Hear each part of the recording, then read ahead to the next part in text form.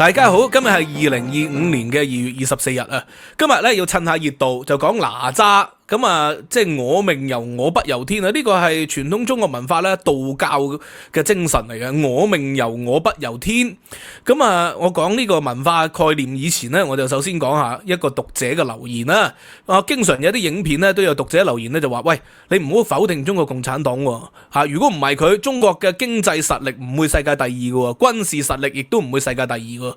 嗱，咁呢個咧係一個長期嘅認知戰錯誤嘅理解嚟嘅，因為咧中國咧自漢朝以後咧個軍事實力同經濟實力呢個叫硬實力，硬實力都係排第一或者第二噶啦。漢朝同羅馬帝國可以話係叮當碼頭嚇，咁去到呢個嘅唐朝同阿拉伯帝國咧，亦都不相伯仲喎，係咪啊？咁中國嘅實力咧長期都係排第一、第二嘅。文化實力咧，自從呢個嘅絲綢之路同埋海上絲路咧，喂，西方人咧對中國嘅文化亦都係趨之若鶩嘅。你喺西方行下街啊，見到嗰啲咧瓷器廠喺荷蘭啊，喺呢個嘅英國啊，嗰啲瓷器廠咧，哇，或者嗰啲博物館啊，幾多中國嘅瓷器啊、鼻煙壺啊，呢個嘅中國嘅畫啊，喂，當時嘅貴族咧對中國嘅軟實力同埋硬實力咧係極之佩服嘅。只不過共產黨上台之後咧，中國嘅硬實力咧就大幅倒退，軟實力咧亦都受到文化大革命嘅摧殘。咁所以而家佢話重上世界第二嘅經濟同埋軍事，咁只不過係回復歷史嘅常態嘅啫。由呢個嘅異態變成咗常態，就唔係咩什麼偉大之處。即使喺民國年間啊，根據咧清華大學嘅學者魏玉平教授對於呢個嘅晚清至民國嘅 GNP 嘅評估啊，都計算中國嘅 GNP 咧去到民國咧都係世界第二嘅。咁呢個世界第二，當然睇下你點樣計算啦。如果你計埋英國嘅殖民地，咁可能中國嘅排名跌到第3都唔出奇。咁但係都唔會係跌過前5啊。即使係最困難嘅時期都唔會跌過前5。個原因就係因為中國人多，而且中國人口好勤力。中國唔係好似印度咁有種姓制度，男女咧相對咧嗰個生產力咧都係比較強勁。咁所以中國咧佢就係長期都係即係硬實力係世界頭前幾名噶啦，軟實力亦都係西方人咧對中國嘅文化咧即係非常之仰慕嘅。古代咧即係就已經經過絲綢之路傳呢個嘅思想過去西方，影響咗西方嘅文藝復興，影響咗西方嘅呢個啟蒙運動。啟蒙運動裏邊咧受到好多孟子思想影響，因為喺康熙嘅時期好多傳教士嚟咗中國，然後將嗰啲翻譯本咧帶翻去歐洲，咁所以咧影響咗呢個莊子孟子影響咗，甚至乎有啲人認為咧Adam Smith 即係呢個嘅經濟學之父係咪受到呢個嘅老子嘅思想影響，受到司馬遷嘅思想影響呢？西方好多嘅博士論文咧都有討論過呢個課題嘅。呢個有趣啦。咁所以咧而家咧有一個報道啦，呢個英國媒體就有一個研究，即係呢個咧全球軟實力嘅排行榜指數。咁央視咧好重視呢個報道啊。呢個報道就話咩？中國而家咧近年係第一次打到上世界第2啦，個軟實力、硬實力已經係世界第2噶啦。美國之後係最大嘅經濟體，美國之後嘅最大嘅軍事體。咁而家咧連軟實力都成為世界第2啊！軟實力世界第2咧就係話中國嘅文化影響力都開始咧係越嚟越厲害。咁當然啦，呢個軟實力係受到科技嘅影響。因為 TikTok 令到中國好多嘅文化，譬如話中國嘅烹調方法煮嘢食嘅方法喂，帶到全世界。而家西方人個個都用 TikTok 嘅，西方嘅年輕人沉迷喺 TikTok 嘅對中國傳統嘅烹調藝術中國嘅畫畫繪畫呢啲咧，透過呢啲嘅科技咧係帶到全世界。仲有而家仲有 DeepSeek 呢啲人工智能喂，都影響中國嘅電影。而家哪吒嘅票房過百億咯。西方人可能都慢慢會接受呢個中國嘅一個文化。咁之前即係呢個西方嘅電影拍咗好多嗰啲功夫熊貓啦，嗰啲亦都係咧有中國嘅模式喺裏邊，中國嘅文化喺裏邊影響。花木蘭等等嘅故事喺西方嘅書店咧都見到嘅。咁我自己咧喺西方嘅大學咧都係積極推動中國嘅軟實力嘅。不過我所推動嘅軟實力同而家共產黨所主張嗰套當然唔同啦。咁我寫呢啲噶嘛，係咪？呢一套書我有份寫噶嘛，就係呢個嘅漢代嘅政治經濟嘅史研究啊嘛，咁我就係介紹鹽鐵論啊，介紹呢個黃老思想俾西方嘅學者讀者就知噶嘛，呢啲就係中國嘅軟實力啦。咁但係咧而家咧更大嘅影響就係受科技嘅影響，一帶一路嘅推動，令到咧西方人咧用中國嘅軟件，用中國嘅手機，用中國嘅信息，咁啊慢慢咧呢一種嘅軟實力就影響，尤其是好多亞非拉兄弟受到 TikTok深入嘅影響，受到中國嘅一啲所謂嘅共產黨主導下嘅文化影響，咁呢個亦都好厲害嚇。咁但係咧，即係英國咧，佢長時間都係第二嘅。而家打贏咗英國，英國嘅流行文化或者古典文化當然都係底蘊好深啦嚇。咁尤其是你嚟旅遊，而家英國仍然係世界上最熱門嘅旅遊勝地。佢哋嘅古蹟保育大英博物館好多嘅藝術館嘅保育亦都係相當好。咁英國嘅流行文化，咁Harry Potter 啦、Peppa Pig 啦呢個嘅Band Holly and Bang 啦，呢啲即係流行文化，小朋友自細都會睇嘅。咁中國咧亦都即係透過頭先所講嘅科技，同英國分庭抗禮，甚至乎咧即係佢有科技喺背後。英國就冇喎，英國咧嗰啲流行文化仲係講緊 Beatles 啊、Oasis 啊、Spice Girl 啊呢啲流行文化，當然都有一定嘅底蘊喺裏面。但係咧喺科技嘅洪流、人工智能嘅洪流底下咧，英國咧慢慢咧就係即係俾中國超越咗。咁而家當然美國仲係第一啦，迪士尼啊、Marvel 啊、NBA 啊呢啲軟實力咧，佢仲有一段嘅拋離喺裏邊嘅。咁但係中國咧，即係你運動上。梗係唔夠英國，唔夠呢個嘅美國比較啦。美國有 NBA 英國咧有網球，英國又有足球。咁但係咧佢有科技，佢就贏到英國但係如果要同美國競爭咧，仲的而且確係有一定嘅距離。咁但係咧講翻呢個嘅哪吒啦，哪吒又被視之為咧中國軟實力嘅一大突破。電影工業咧而家美國同中國可以話係分庭抗禮啦。咁英國咧喺電影工業上邊咧遠不如呢個中美兩國啦，咁但係咧哪吒好受歡迎，好多人睇。咁我坦白講，我就未睇過，所以我就唔評論套戲。但係我評論套戲裏邊嘅一句說話，因為咧好多人去睇哪吒2個原因就係因為話，喂佢裏邊有反抗精神，係暗示緊咧反抗呢個美國為首嘅西方霸權。我命由我不由天啊！呢個犀利啊！結果咧有清華大學嘅教授佢咧呢個叫盧燕東教授係清華大學嘅法學院教授嚟嘅咁咧佢咧都冇睇，但係咧佢寫咗評論。因為咧佢有個16歲嘅孩子睇咗，寫咗個評論，分享咗，然後咧佢就轉載咗佢嘅仔嘅評論，結果咧佢轉載咗16歲嘅小朋友嘅評論之後咧，佢加咗啲點評，然後咧受到封殺，呢個就好笑嘅，就因為佢裏邊認為咧，中國人講我命由我不由天其實就係真係好好笑嘅，因為咧呢個係一個體制國家嚟噶嘛，我哋每個人咧都係時代上嘅螞蟻，無論你幾努力都好啦，都好難打破你嘅時代限制嘅。呢個係中國人呢，喂，你有乜嘢努力，一個政策嘅改變，你就冇辦法抵制到嘅。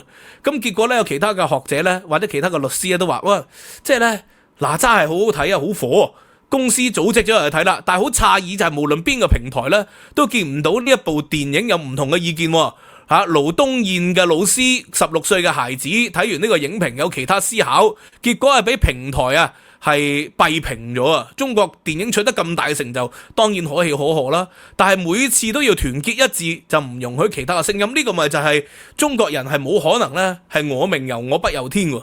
你可以反美有啲人話呢中國好自由點解唔范徐麗泰話而家香港都好自由係咪？彭定康話香港冇人權，你荒謬咯？我都覺得係對范徐麗泰呢班人嚟講好自由，因為喺以前港英政府嘅年代，你高舉反英抗暴係唔犯法嘅，你只要唔好喺街頭好似6·7嘅時候放炸彈或者煽動人去放炸彈，香港就唔犯法噶啦。香港以前我哋港英時代唱呢個嘅英女王God Save the Queen 改到好核突嘅歌詞係唔犯法嘅。所以對佢哋嚟講咧，以前做得嘅嘢，而家佢哋都做得嘅。以前可以反英抗暴，係咪？以前可以反對港督，要求港督走佬，要求英女王離開香港，要求英國嘅執政黨下台。呢呢啲以前做得嘅，而家都做得嘅。而家喺香港都可以反英抗暴，可以反美。以前香港可以反美，而家香港都可以反美。所以對建制派嚟講呢，香港嘅人權冇變過，只不過係對其他人有變啫嘛。因為以前嗰啲人呢，喺香港97年前係咪，佢可以反英，可以反美，可以反中，可以反共，可以反國民黨。而家呢，可以反英，可以反美，唔可以反國民黨，但係就唔可以反共所以呢個就係中國人咧，點可能係我命由我不由天啊？中國人呢，習近平講噶嘛，東南西北中黨政軍民學，一切都要聽黨指揮。你聽人哋指揮，你點可以我命由我不由天呢？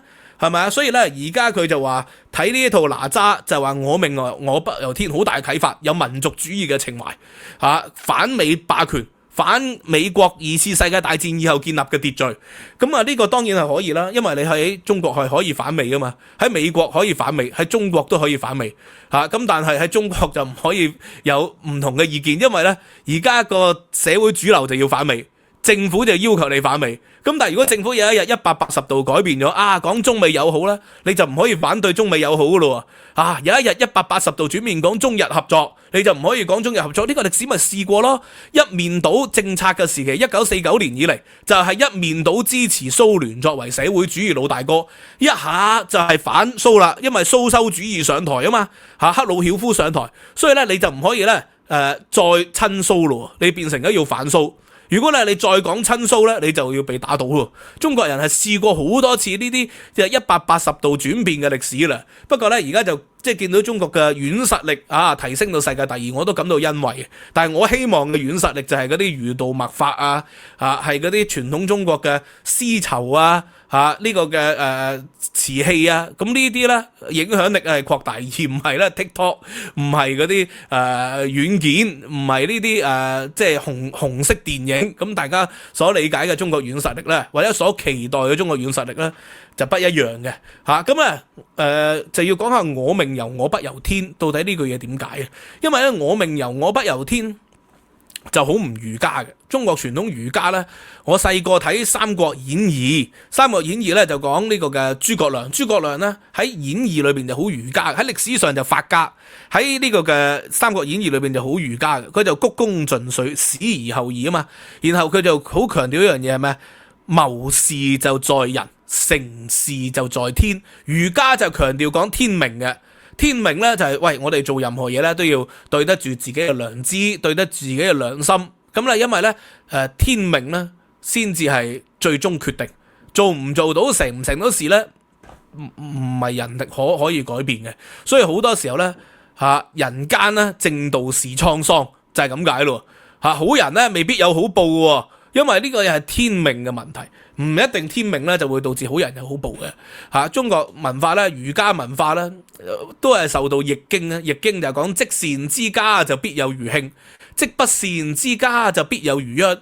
有時個報咧就係報喺下一代嘅啫，呢種叫成父喺後世嘅啫。呢個當世未能夠實現到公義嘅，只有後世先能夠實現到公義。呢個當然係一種自我開解啦咁但係問題我命由我不由天就唔係儒家。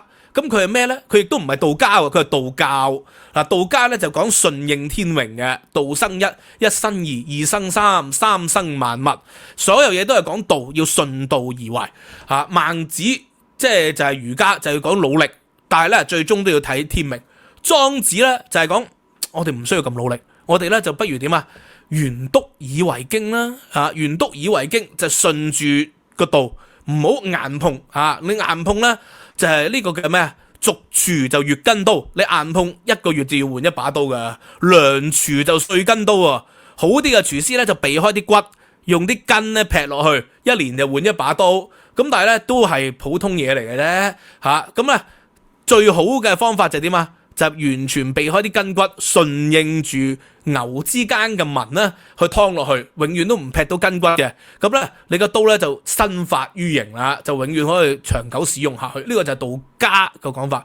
但係道家去到呢個嘅魏晉南北朝咧就宗教化咗，變成咗道教啊。道教咧就講我命由我不由天，其中咧最出名嗰個咧就係呢個郭洪郭洪咧就講我命由我不由天，句後仲有後一句嘅我命由我不由天咧。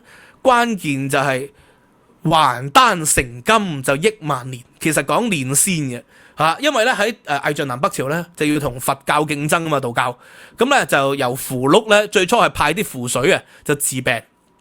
咁啊，張國啊嗰啲就派符水治病啊嘛，咁啊慢慢去到魏晉南北朝就講煉丹，煉丹咧佢話死咗，其實就唔係死咗，係化羽成仙啊。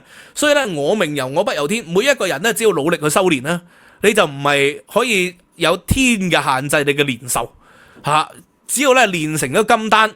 呢個金丹咧就可以成為咗億萬年啦，就可以長生不老。呢個就係我命由我不由天咧個原本嘅典故喺度嘅嚇，即係我命在我不屬天地，就係講升天咁解。咁所以咧佢就唔係講好似而家哪吒所講喎，哪吒所講就係我哋只要努力打破嗰個天嘅限制，打破西方霸權啊、玉皇大帝嘅限制，就叫我命由我不由天。唔係嘅，道家就係講順應自然，去到道教就係講咧要透過練仙、練丹啊，然後咧升天化羽，咁啊變成咗咧可以係長生不老嚇，唔係長命百歲，係億萬年咁解啊！呢個就係道教嘅意思。咁但係慢慢變成咗民間咧，其實係一種勵志嘅講法，就係 If you think you can, you can。如果你可以努力嘅，你咪努力做咯，努力做可以改變後天嘅一啲嘅命運嚇。就譬如話你先天係殘缺嘅。喂，我命由我不由天，我要戰勝我殘缺嘅命運。霍金就係咁樣咯，佢用咗呢個嘅生命去燃燒咗自己。咁呢個呢，亦都好勵志嘅。咁但係問題喺中國，我命由我不由天，可能係得嘅，但係你唔可以我命由我不由黨喎，因為呢黨一個政策嘅改變，你成個行業可以連根拔起。一個呢社會穩定作為一個前提。你間屋咧，你個祖屋咧可以咧係被逼強拆啊！你個祠堂可以咧係徹底摧毀嚇，所以咧我命由我就唔可以不由黨嘅，我命由我就必由黨。呢個亦都係黨嘅教育嚟嘅。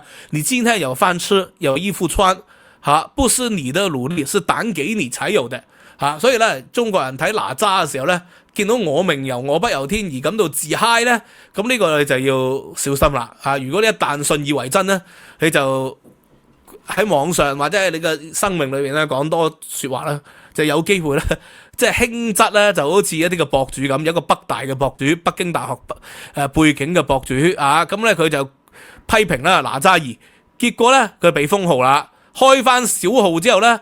都仍然啊嘴硬，佢自己冇睇過，都被全網批鬥嘅呢個。咁佢有啲趁熱度嘅呢個大媽，北大大媽，佢就話唔俾呢個哪吒小朋友睇啊，千祈唔好帶啊。點解啲小朋友一有咗呢啲反叛思想、英雄主義思想咧，很難教嘅。因為中國人咧自細咧就要教咧要點啊？管教孩子，要孩子聽命於父母，長大就聽命於國家。呢個就係黨嘅教育啊嘛，結合傳統嘅法家思想嘅教育啊嘛，咁所以咧，你如果講我命由我不由天咁道教嘅，同而家中國嘅主旋律講呢個黨性同埋講法家治國、法術勢嘅治國，好明顯係有矛盾嘅。咁所以我都同意嘅，所以而家啲黑黨話見到咧呢個百幾億嘅票房，催谷啊，就係要軟實力上面打敗呢個美國隊長 Captain American 4，要打敗佢喎，否則嘅話咧就即係唔能夠彰顯中國嘅軟實力啊嘛。而家就要用我命由我不由天啦。但係當你一日信以為真嘅時候咧，你別看今天鬧得歡，明天是要拉清單的，這習近平總書記說的。好。今日講到呢度啦，希望大家喜歡啦 ，like、subscribe、share 收嘅平台 Patreon 啦，仲有我獨家參考資料，文字摘要聲音檔。今個星期咧，由於仲要照顧阿女啊，咁所以咧今個星期咧嗰個中國近代史咧仲未復課，下個星期咧就會復課嘅。咁多謝大家，咁希望不便之處敬請見諒。15蚊美元一個月嘅plan 咧就可以無限重溫翻以往嘅內容嘅，多謝大家支持，拜拜。